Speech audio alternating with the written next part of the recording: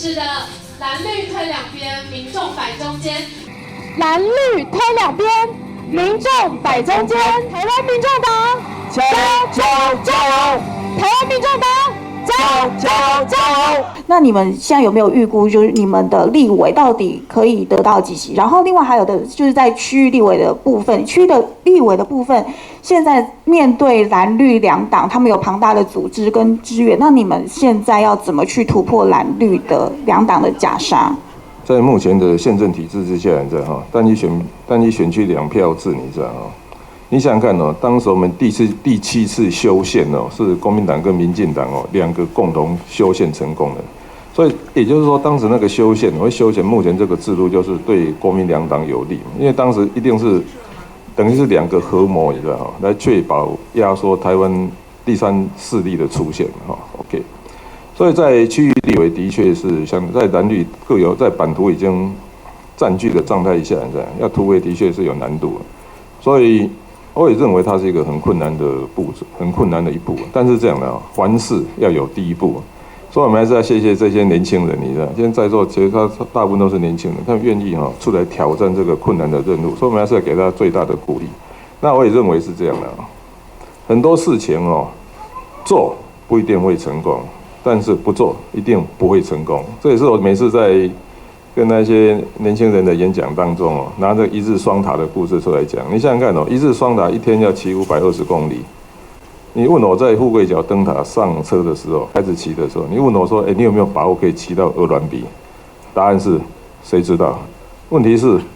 因为我们从来没有骑过，怎么知道说我们能不能在一天骑520公里？但是就是那一句话，你知道，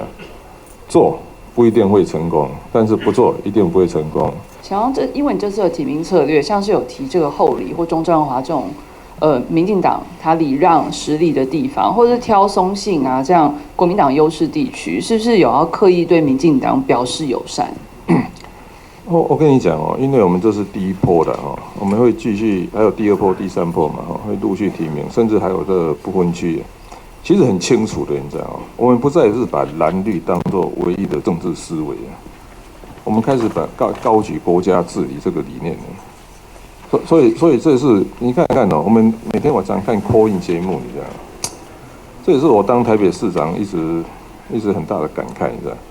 我当台北市长，我可以很清楚的跟大家讲，不管是国民党的议员民进党的议员，甚至其他党籍的议员，只要他讲的有道理，你知道我们在行政部门，你知道都会给他一视同仁该做的都会做，所以我们也是很希望像你刚才在讲那个题目，就是说我们其实你知道在不管你喜欢他或讨厌他，当你一直在讨论他的时候，就表示说你的思维已经被他牵制住了，所以我们还是要一样在这个地方再讲一遍从1994年台北市长那场选举之后，20几年来呢，整个台湾政治最大的问题就是我们没有办法脱离蓝绿的泥淖这是我们一定，但是这一关没有办法过的话，你知道我们就继续在那个泥淖里面沉沦，这不是我们需要的，所以我们要在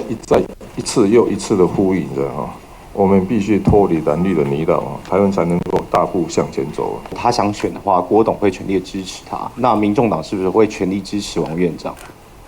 我想这也是大家讨论过再回答嘛。这个没有办法，因为这样的这种重大题目，你知道我们也不能在这里随便跟你回答。所以很多事情嘛，大家因为当时大家是一致支持郭台铭选嘛